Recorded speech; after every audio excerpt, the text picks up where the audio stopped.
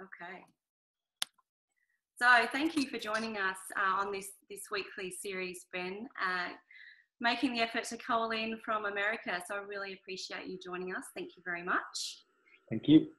So what I want to start with is I want to ask you about the products. I want to ask you, what was your first experience with Doterra and how did it make you feel?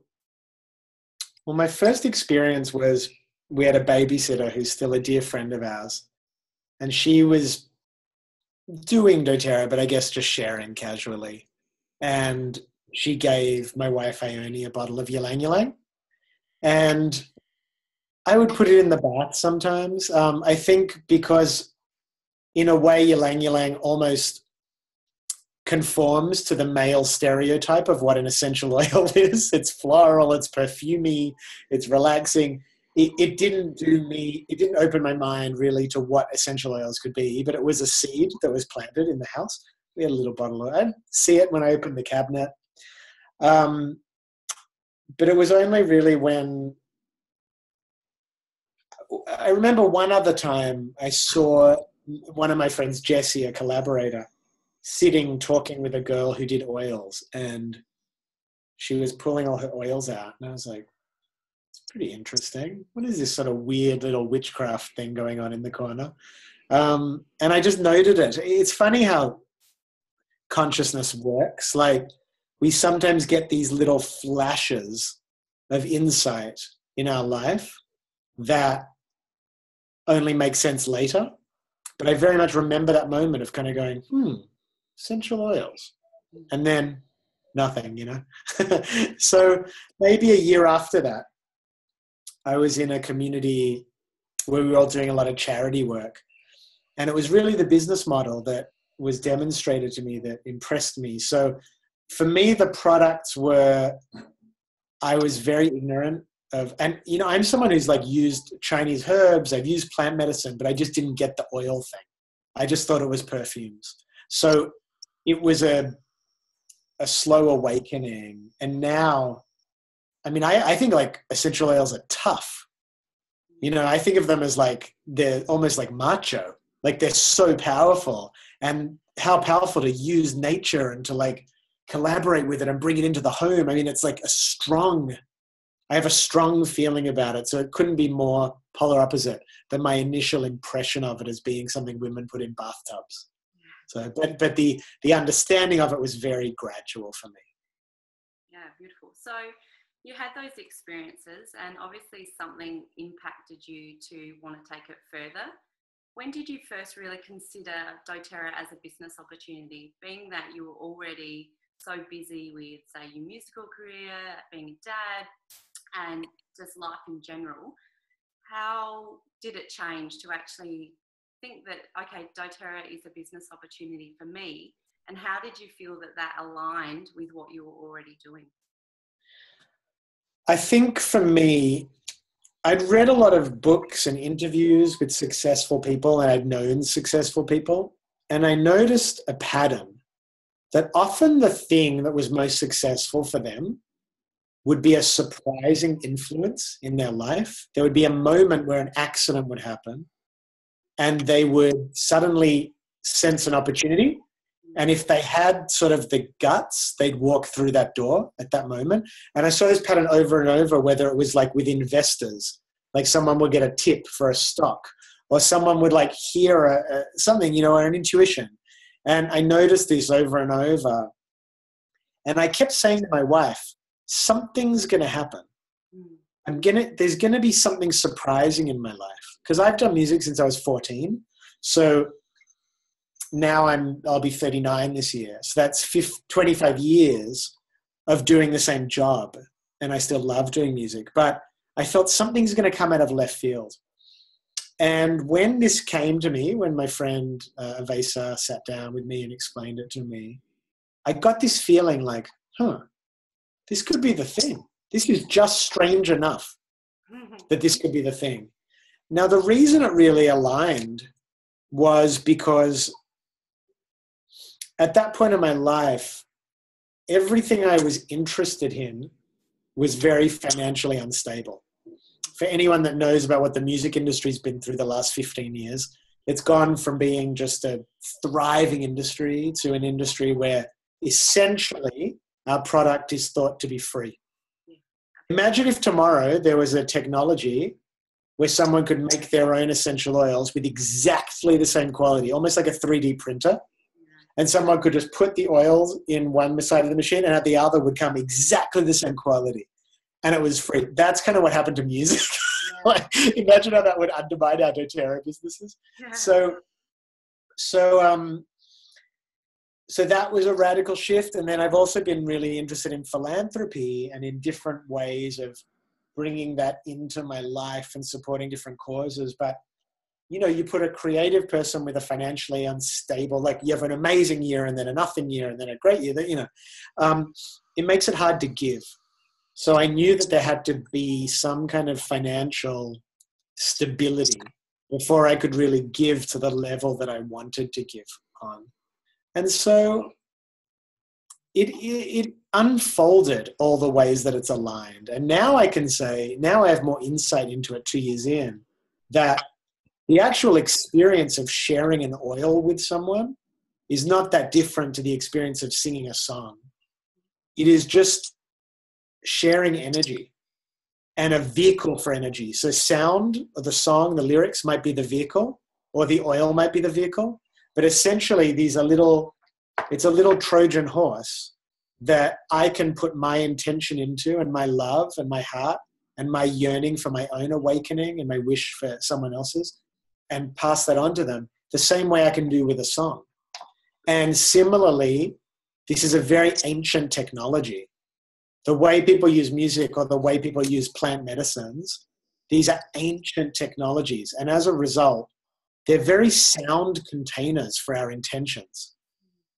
You know, I don't mean sound. They have a lot of integrity. Like it's been built, the ability for an oil to carry a vibration, the ability for a song to carry a vibration. These aren't new ideas. And that's partly why they work.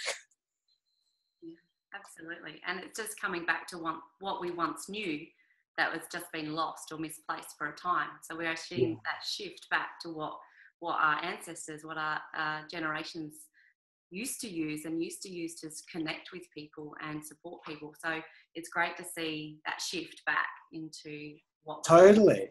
And to that point, I think my interest in music has been kind of similar to doTERRA as a company in how do I package something that essentially has been forgotten by mass culture? How do I package that and market it to people that need it but might have forgotten that they need it? Yeah. So a lot of my interest in philosophical ideas or spiritual ideas about awakening in music have been about how do I put it in a tidy pop song where I can like get it into someone's house and they're singing along and they're not realizing, but it's opening something amazing up. Very similarly with branding, I think branding is really interesting.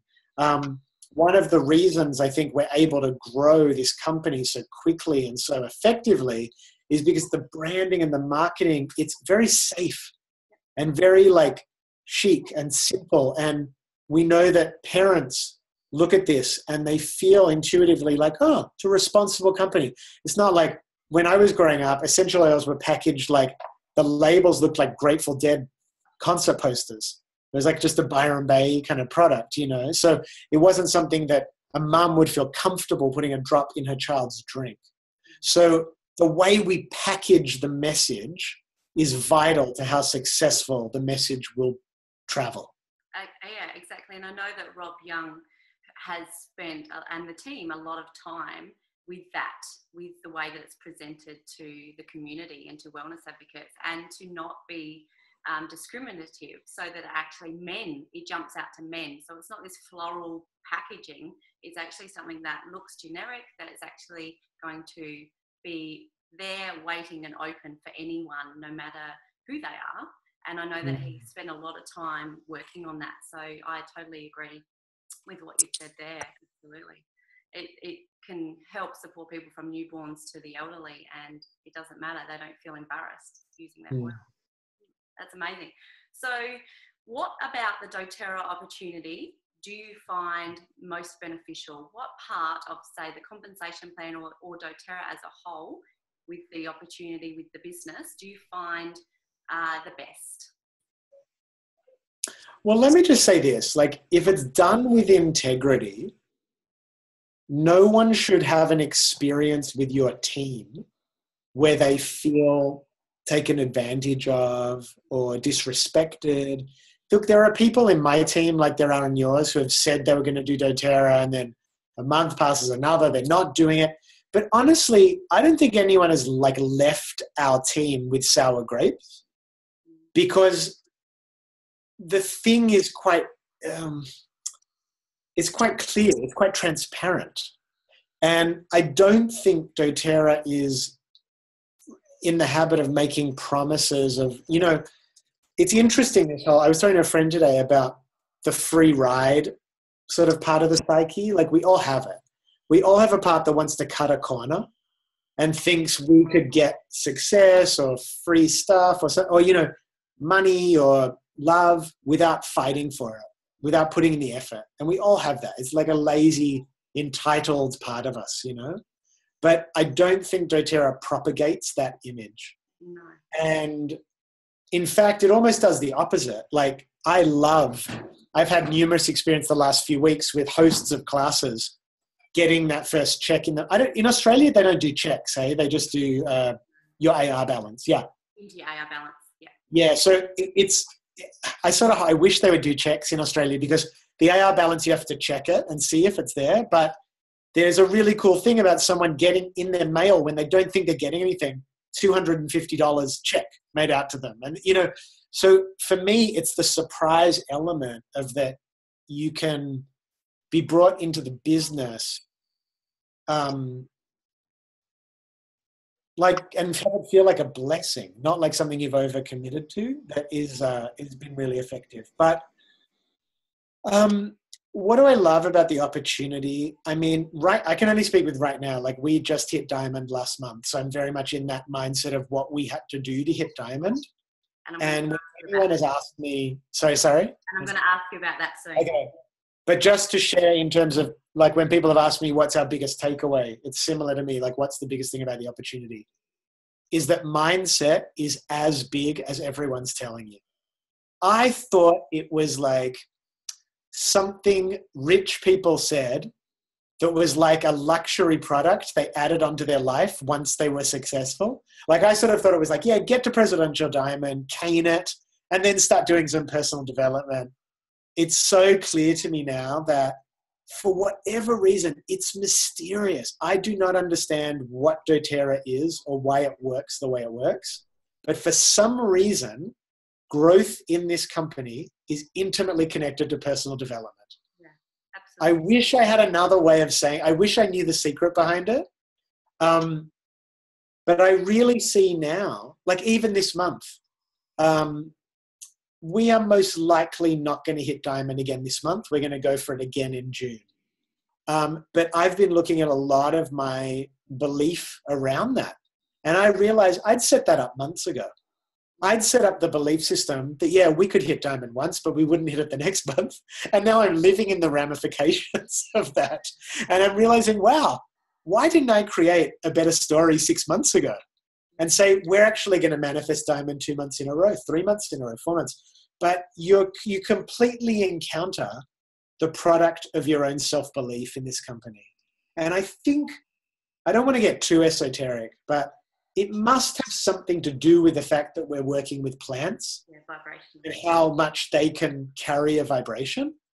Because if we were selling plastic egg shakers, there would still be personal development in terms of sales, but I don't know if it would interact with the actual product in the same way. The connection would be the same. Yeah, it's like the process. And what you see over and over again is like how vital the actual use of the product is in your own success. That's another thing that blows me away. Like, I know people in sales in tons of different companies and corporations that do not have the level of belief that people in doTERRA have in their product. It's like you can't do it without, there's no used car salesman in doTERRA. They might even start out that way, but they have to become converted users. Because sooner or later, you're going to be sitting there with a mum who's going through a hard time, or with someone who's sick, or and you've got to have that conversation where you share an oil actually out of the goodness of your heart to help someone, even if you come into it with the most crass business motivation. So they just can't be separated. And truly, to me, that is the doTERRA opportunity. Yeah, the doTERRA opportunity is you cannot get successful without getting healthy. And doing business, financially, on yourself, physically, emotionally, psychologically. Yeah. And so that's exactly right. doTERRA are renowned for being a personal development company wrapped up in essential oils. And you see that as you move through the ranks, that you are growing, and things that you would never considered yourself doing 12 months ago, you're living right now. And I think there's so much value in that. And once you do move through those belief levels, then that just cements a really strong doTERRA business and the opportunity to be able to share with others. I do always say to my girls that we don't sell oils, or my team, I've got some guys now, hi Ray, that we don't actually sell essential oils, where we educate and empower others to make proactive and preventative health choices. We just use essential oils as our tools to allow them to do that. And I think that when you are in that mindset, and that's what you were talking about, that we are here to genuinely share a product that makes a difference, that's made a difference in our lives, then people are going to naturally want to be part of that. So that just, yeah, absolutely. That's how I feel about the company as well. And one other thing that's important about mindset is that if you work on your mindset to the point that you actually become someone that vibrates positivity in the world, like you are a person that other people are psyched when you walk into the room. They're like, oh man, Ray is here. Awesome. What a boring day. Now Ray's here. Like when you work on your mindset to that extent, building a business is nothing, because not only are they going to want to buy them from you, they're going to be doing anything they can to stay in your orbit and in your energy, So, and I don't see that as manipulative, because we're working with something we actually believe in. If you were to use it for evil, which people do, that's sales manipulation, then there'd be a real problem. But if you're developing your energy to give people the opportunity so they feel good as they're learning and being educated, and then deepening their own empowerment and health, then it's really you're using charisma and using positivity for good. Yeah, absolutely. So let's talk about Diamond. Congratulations. Thank you. I was following you the whole way, making sure that you were checking in every week or two. So I was so glad to hear that you reached that. That it was I was very, very happy and so proud of you guys for reaching that milestone. And I know the work that you put into it. But for those that don't know, just tell us, what did you do in preparation for going from gold, actually? You were at gold. Well, let me tell you a secret. We actually hadn't even hit gold the month before. Oh, there you go. We hit silver. Silver to so diamond. It was a massive leap. We were golds, but we hadn't been focusing on doTERRA because I had an album out and we just weren't doing classes or anything. So the month before we were silvers. That's amazing. That's huge. That's huge. Congratulations. Yeah. So what did you actually do in the lead up? So the month that you were silver, how did you then bring yourself together to be able to still reach that goal of diamond that you set forth to? Okay, so this is a detail of our story that might not be relatable, but it illustrates a point, which is that, so silver, gold, platinum, these are 3-leg ranks, right? So for us, the reason we chose to go for diamond in April, because I had, I'm trying not to go into too much detail, I had someone sitting on my front line who thought they'd wanted to build. I'd actually enrolled 2 people in different legs underneath her. And at a certain point, I realized that if I brought her out of her position, I'd have 2 legs appear. That was 6 months after she stopped. So I moved her. Anyway, that's all the strategy stuff. But the main point was I knew we'd have 4 legs in April. So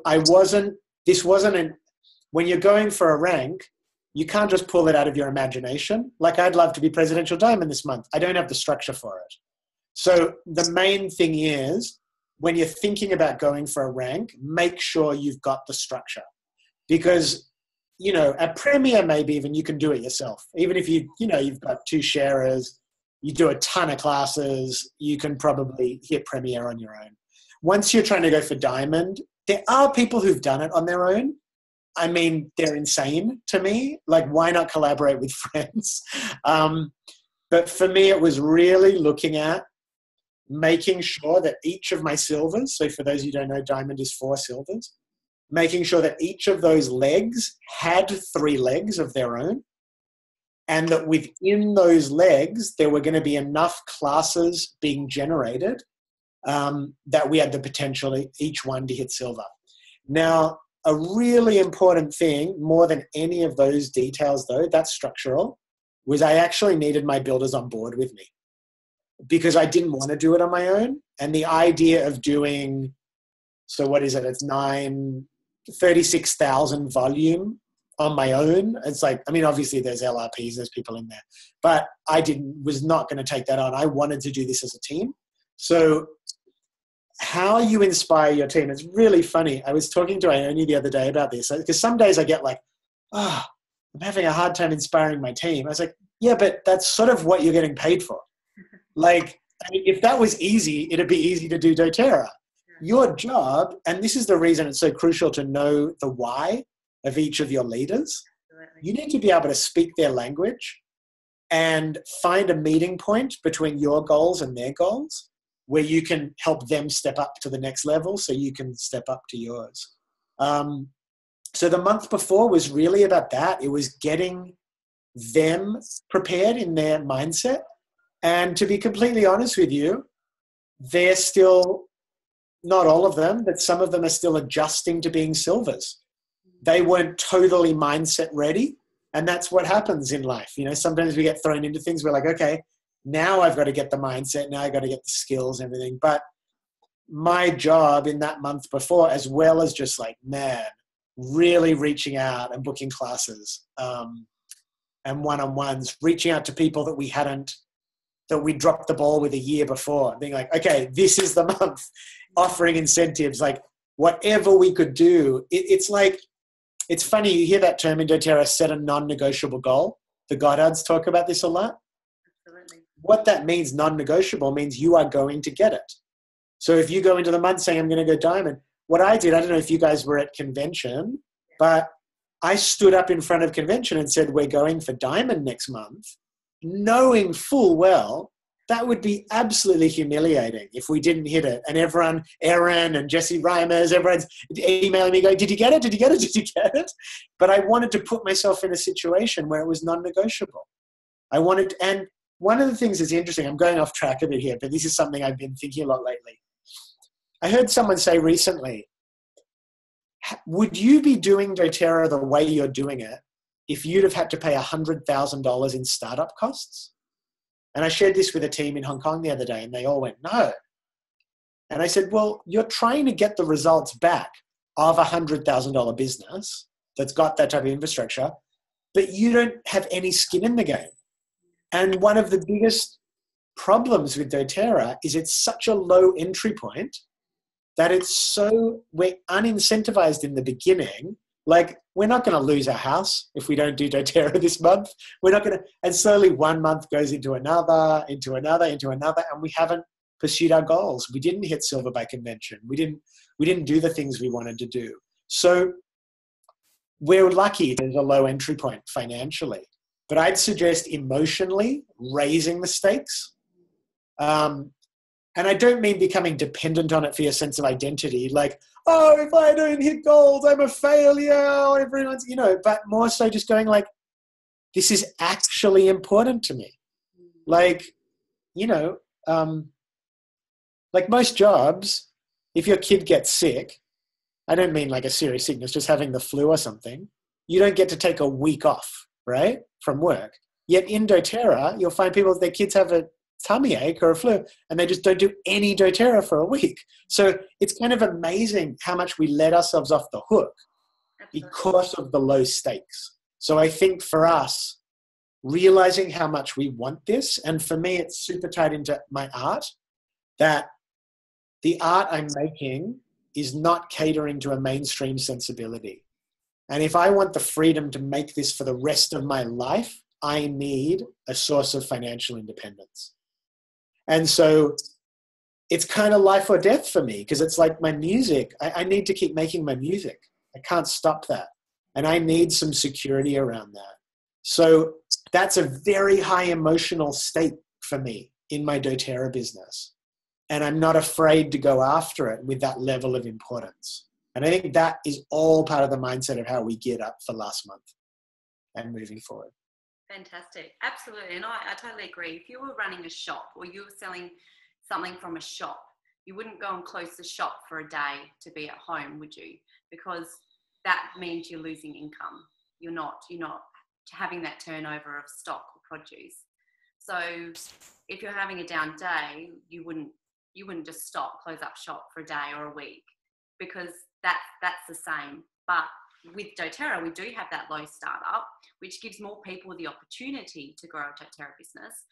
But yeah, unless you're really in it with that mindset and have that deep-seated why, that reason to keep you going and drive you, then you're not going to be as successful as someone that has got that mindset and that deep drive and passion.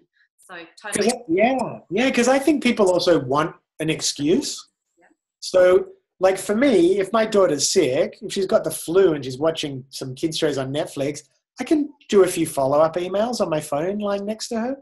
That's not being hugely neglectful. I could like, oh, you've been using that Serenity, whatever it is, like not the whole thing doesn't have to stop because life intervenes. And I think we have to have that attitude that if we're talking about non-negotiable goals and it's going to get done, it's going to get done despite what life throws at you. And that's really important. Yeah, absolutely. So what would Diamond Ben and Naomi say to new wellness advocate Ben? Now? I think I overcomplicated it in the beginning, even my why. I think for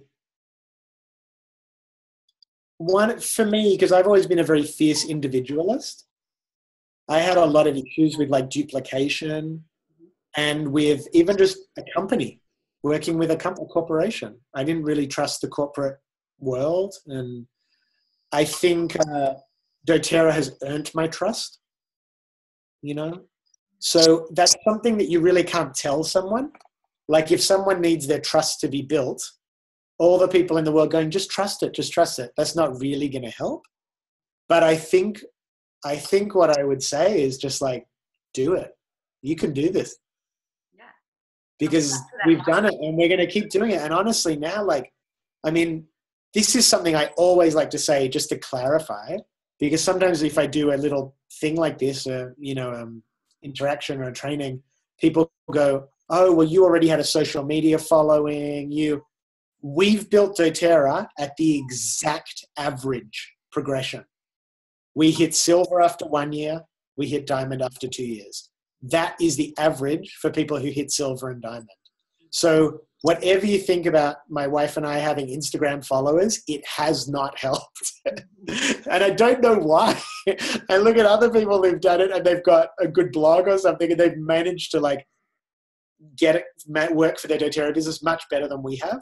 I think we're getting better at it now, but so get that out of your head, because some of you might have that going but I can't do it. Because literally, I pitched the business, and I pitched the business first because I got the business more than I got the oils. In the first 8 weeks I was doing doTERRA, I probably pitched the business to 100 people. That's ridiculous. None of those people are people I'm doing doTERRA with right now. That's how bad I was at pitching the business. But I think perhaps if you had focused on the oils first. Maybe. It's possible. I don't know. Maybe though, also, I actually needed the practice. Yeah. And that now we attract quite strong builders. And I think it's because I know how to talk about it. Now I'm not desperate. Like when I talk to someone, I'm like, I have no interest in you doing doTERRA to please me and then not doing it. That's actually a waste of my time. I'd rather right now you don't do it if you're not going to do it. and let's separate the wheat from the chaff a little. Anyway, all of this is, I don't know. I think sometimes the business is a way in, because I think the business is also very healing. It's just coming from a different side, you know? Do you feel like perhaps at that point in time when you're first starting out, you were still learning about the company, and that belief level may not have been deeply seated in you yet? And now you know that it is, as a Doterra Diamond, you have full belief in the company. You also have full belief in your leaders and yourself at this point. So do you think that perhaps that played a role in that too? Oh, 100%. I was faking it. I mean, but all I'll say is, like, someone posted today, I shared this on our business page. See if I just want to quote it exactly. I love this quote. It was better an oops than a what if. Yeah. And it's the same, better to ask forgiveness than permission. Yeah. Now, those 100 people that didn't want to do the business with me, that was one big oops. Yet the tenacity that I showed in that first 8 weeks meant that when that first builder came to me, I was like, yeah, let's do this, you know? So sometimes you got to, like, pay some karma. And whatever the reason was, I had to get through that 100. But since now listening to lots of, like, people who are successful in network marketing and Doterra and other companies, you know, I love that phrase. People say, everyone's got a number. There is a number of people you are going to have to share your product and opportunity with in order to have your business thrive. For some of us, it's going to be 5 people, and they're going to be your 5 builders, or your 6, and they get you to presidential. For others, it's going to be 6,000, but there's nothing you can do about it. You've got a number. Best start getting through that number as quickly as possible, sharing. And when you hear a no, you're one closer to the yes. Yeah, absolutely. And you haven't lost anything. If they say no, you've given them that choice, and you haven't lost anything in that process. So, and some of them come back later and then you're better. You're more refined. Absolutely. So what would a day in the life of Ben look like now that you're building this Doterra business with such heart and belief? That's a good question. We're still really surfing, you know, we're figuring it out as we go. We're lucky, both my wife and I work at home, and we are, I love the calendar. The iCal, Apple Calendar, we have synced up calendars. And when we say we're going to do something, we're going to go share with this chiropractor, we got to call and enroll this person, we do it every day. Things get put in the calendar and they're non-negotiable. So I can't really give you a structure, but I'll just say that, like, we take a lot of action. And we were just at our daughter's school thing, and a woman who runs a yoga studio, came up to my wife and said, I didn't know you guys did essential oils. You should do something at our thing. She's got a great, successful place. She only knows about it because of the action we take. We didn't reach out to her, but we took enough action that suddenly opportunities start coming to us. Like, it's an amazing moment the first time someone calls you, I'm sure you guys have all had it, if not, it'll happen soon, and says, I want essential oils. And, like, you haven't been, like, having to do, like, a long spiel and a long education. That's great too. But when someone finds you because they want it and they know that you're a trustworthy source because their friend already got it from you and had a great experience, or they've followed your Facebook page and have been lurking in the background and haven't said anything, but they've been watching you for a year and they like the way you do the business. These are all benefits of consistency and time. But you have to build credibility in your community. And that's through, you say you're going to do something and you do it. Yeah, absolutely. And that's building those relationships of trust, and not just with your consumers, but also with your leaders and your team as well. So what top 3 tips would you give in order to be successful in this business? I feel like this should be like a thing I can just sprout off, like a list or something. I've never done that. Top 3 tips. I'm going to just start talking and see what comes out. I would say that developing belief in yourself and in the oils is crucial. If you are doing a business, but you actually believe subconsciously for the most part that basically I'm going to get screwed in the end. Basically, life's not going to be fair to me. If you're carrying that around, you could be doing all the follow-ups, all the sharing in the world. That's the vibe people are going to be getting. It's amazing how that information travels in our atmosphere around us. I mean, I have people that I go, man, just being around them depresses me. I don't even know why, but they're depressed and I still love them. I have people I talk to on the phone. I get off. I'm just like, oh, I need to take a shower. It's depressing. So having the courage to work on that, because we all have it. I'll tell you, I woke up this week, one day, just really depressed. And it was this post-diamond depression. I'd achieved a goal and it was sort of like, what's the point today? What's the point? You just do this, you just set goals and then you just achieve them. I mean, is that what life is? It feels so like a to-do list. I was depressed about it. I had to talk to my wife and really get her help. I did some tapping. I did some meditation. I used the oil. I worked on my mindset. And that's number one, I think. Number two is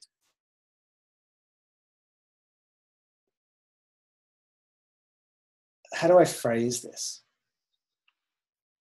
The fear of, I guess it's like upper limits, the fear of saturation.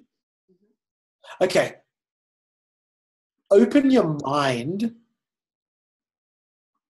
to the world changing. Because what you perceive as your potential customers for doTERRA are to do with your understanding of what that person has been like up till today. Things happen to people. The world changes. I'm living in a country right now where our entire conversation has shifted in the last 6 months. Cynicism, like hipster cynicism has disappeared because there's no room for it anymore. There's an urgency. We're concerned about the environment. We're concerned about compassion for human beings. I could not have anticipated how, for instance, my music, I hope this idea comes across. My music 6 months ago seemed less marketable to me than it does today because the world needs it more today. Does that make sense? Yeah. What I'm saying? So the point is that we often put limits on where we imagine an essential oils business can go. We think, well, yeah, you've got mums and you got kids and the businessmen get on the plane and take on guard. We've got a very small picture. I think what we're stepping into, and doTERRA is really leading the way with this, is we're talking about disrupting our entire concept of healthcare. And from there, it's like, what's the limit of this business? Truly imagine that your kid's school has essential oils in the first aid kits. Imagine that it's part of what government aid is given to third world countries. There are institutionalized changes that I think doTERRA are working towards, starting with getting oils into hospitals. And on our level, it's don't limit yourself by the world you're seeing around you because it's going to be different tomorrow and it's going to be different the day after that. So hold a big picture. I remember, this is going to be totally unrelated, but do you guys know that actress Zooey Deschanel? She's she's a singer and actress. She's in that show, The Good Girl. She's in Elf. I don't know. Anyway, she's quite successful now.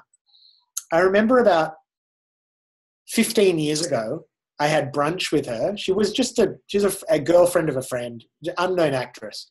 Really weird girl, actually. I loved her, but unusual girl. Not the kind of girl you'd meet and go, that's the next Julia Roberts. Or, you know what I mean? And she was very confident. And I asked her about her ambitions. She said, I think there's a lot of room at the top. And I was blown away because I view myself as a little weird. And I've always viewed my relationship to the mainstream as kind of like difficult. Like, oh, there's no room for people like me. Whereas this is someone who was as strange or stranger than me and just viewed it as a given that there was a space for her. And I would say the same with Doterra. Like, there's room for each of you as a presidential diamond in your own way. Don't limit it by what you're seeing out there, you know? Is that just 2 points? I don't know. That feels like a lot of information. I think that's perfect. Okay, my third one. Use the oils. Yes. Get deep into the emotional resonance. Okay, you know what we're using a lot? Patchouli.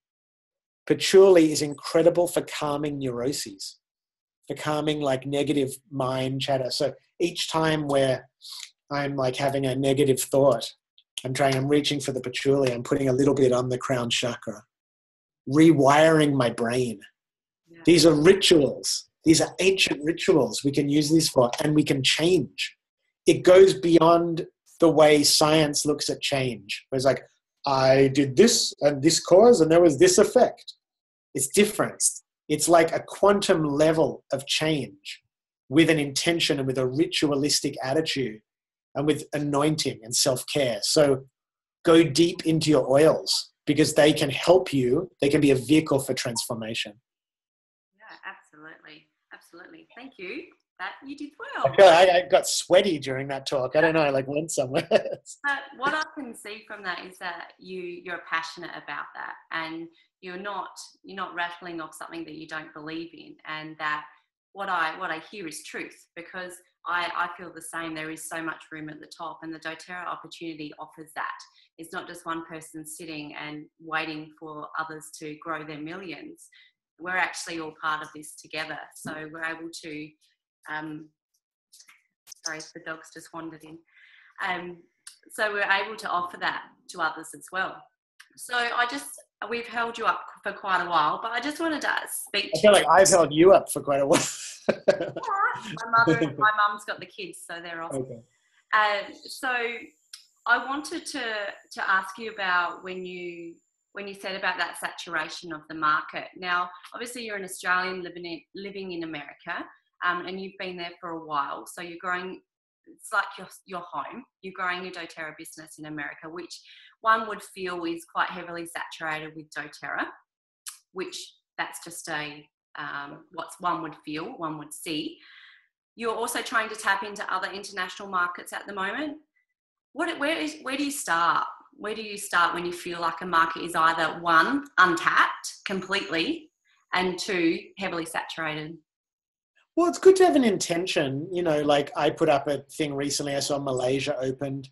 I put up a thing on Facebook. Hey, know anyone in Malaysia that might want to connect about oils? That's great. I've got a Skype with someone on Sunday. But it's all about the people. Like everywhere I've gone, I've shared oils. And it's led me to having 4 teams that are 4 legs that 2 of them are in Australia, one's in Hong Kong, one's in the US. But it wouldn't have happened if it wasn't for the people. There's places I go where no doTERRA team sprang up under us. You know, it just didn't work. I didn't connect with anyone. So I think it's good to be aware of that stuff. But at the same time, like look at the ovens. Like I don't know if they've ever enrolled anyone outside of Australia. Maybe they've got a few people, but basically they have an Australian team and they've built to presidential.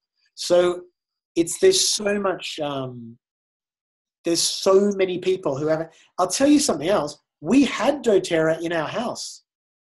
No one approached me about the business. We had one oil. And so when my builders say to me, I know that person already knows about doTERRA, I say, they might have heard about it. They haven't heard about it from you. Because when someone wants to build with you, 50% of it's you. They're choosing like a 30-year relationship with you for business if all goes well. And I know for me on my team, none of the women on my front line wanted to build doTERRA until we were building doTERRA together. This was not something they were looking for. It does happen. You find people shopping around for teams or whatever, but basically it's going to be because of you. And there are people that you have a journey to go on together. And if you don't open the opportunity because you think they already know about it, it's like, you're sort of denying karma. It's like not firing someone who's a really bad employee for 10 years, like thinking you're doing them a favor, but you're like just protecting them from having to deal with the fact that they haven't done their job properly. It's the same thing, but in reverse. Yeah. That was maybe a strange analogy, but anyway. No, I understand that. And I think a lot of people are afraid about sharing the business opportunity, and that if you have a deep belief in it, it shouldn't be difficult to share that opportunity, because we have the most amazing tools to share and gifts to give, and we have a company that supports others globally. So, I saw that firsthand in Nepal, and for me, that just blew me away. And to think that we're part of a company that gives back on that scale just blows my mind. And I'm so grateful for that opportunity. And we're here for a business healing too. Like, I really believe that. I spoke to a new builder last night, and I said to her, okay, cool. How much money do you want to be making a year from now? And she couldn't answer it. And it wasn't because she didn't know, but she felt a shame in talking about money. And I said to her, I'd love to place you on our team with the person who really loves business, because I think you want to balance that out a little. But we're here for a business healing.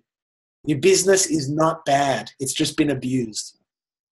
And we're part of a rethinking of that. So a lot of the energy you're going to get at you about MLMs and pyramid schemes and all these, that's stories from the past about how business has been abused.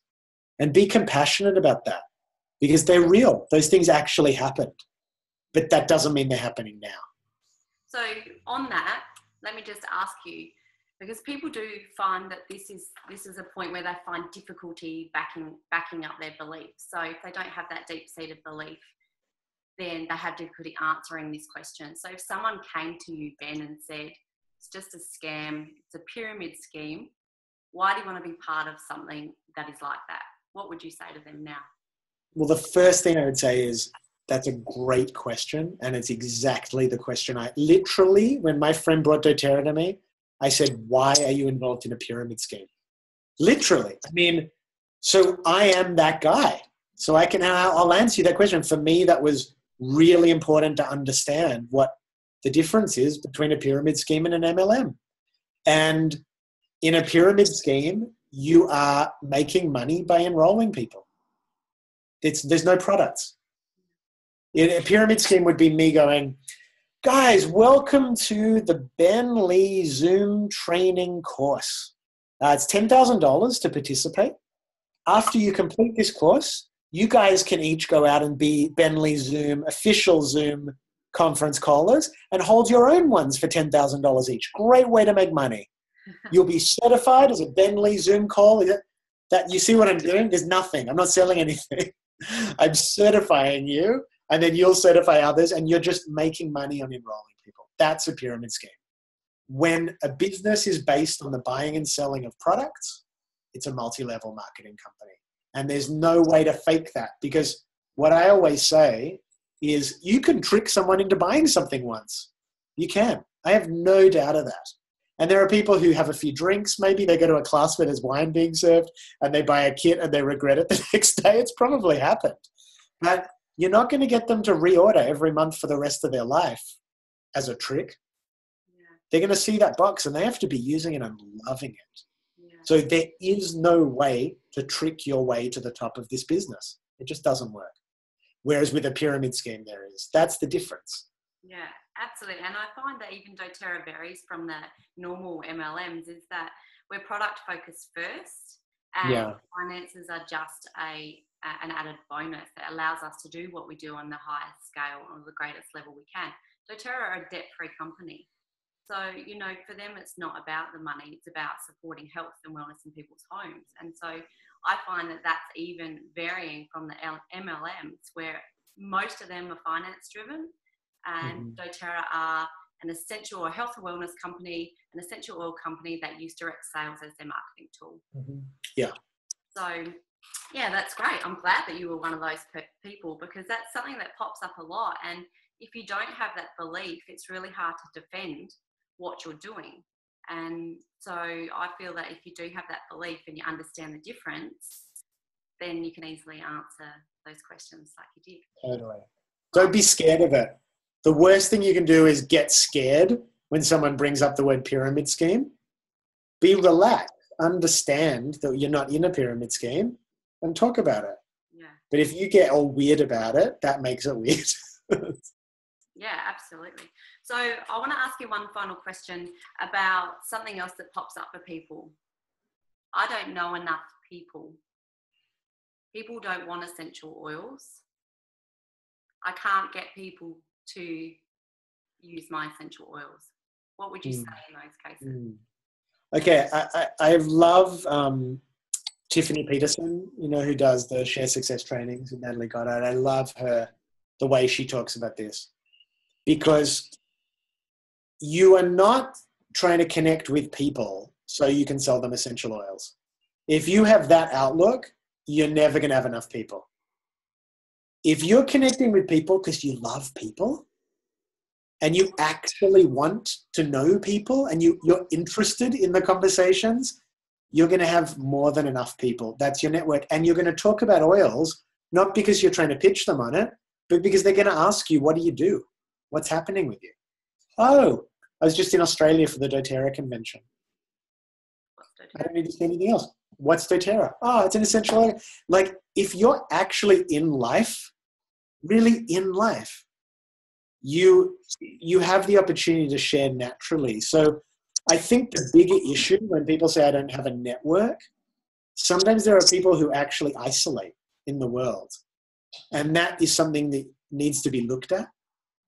But the key thing is want to know people, love people, talk to people. You'll get more friends. You'll have a happy life, even if your doTERRA business doesn't do well. So I just really recommend like getting involved in life, because there's people everywhere and they're doing things and they're making things and they want to chat. It's just our own fear of intimacy that stops us. And really, like, that's a good place to just start working if that's an issue for you. Don't even worry about sharing oils. Just get used to meeting people. Get out of the house and say hi. Make friends. Build relationships. Yeah, build relationships. Exactly. Excellent. I love that, because that's exactly how I feel and what I share with my girls, and particularly because we are wanting to make a difference in the lives of others. So by using the products as something we genuinely want to share with others and creating deep connections is how I feel like there is more than enough people for me to share these oils with. Yeah. They're really untapped. I think it was 0.03% of Australians have a wholesale account. Let alone South Australia. You guys, it's like, you guys might be the only ones. No? I mean, you're really living in a place where there's so much opportunity. Oh, absolutely there is. And, you know, the country we're finding that a lot of people are more open in the country where we are. The city is actually less open, and that's really untapped because people are so stuck in their ways and quite green, and to allow them to feel like they can be open and they can accept this is what we're working on at the moment. And I know you found that too, coming to South Australia. Yeah, interesting. Wasn't a very easy place to grow a business and share the oil opportunity. Totally. Well, good luck, everyone. I'm so honored just to be able to to meet at this moment and be part of your journey. You be part of mine. Thank you guys for connecting. Thank you for allowing us to have an insight into your doTERRA journey, and congratulations once again on Diamond.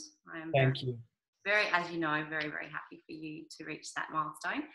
Can I just open up for a couple of questions? If people do have anything specific, just to pop it in the chat. We'll just take a couple of questions from people.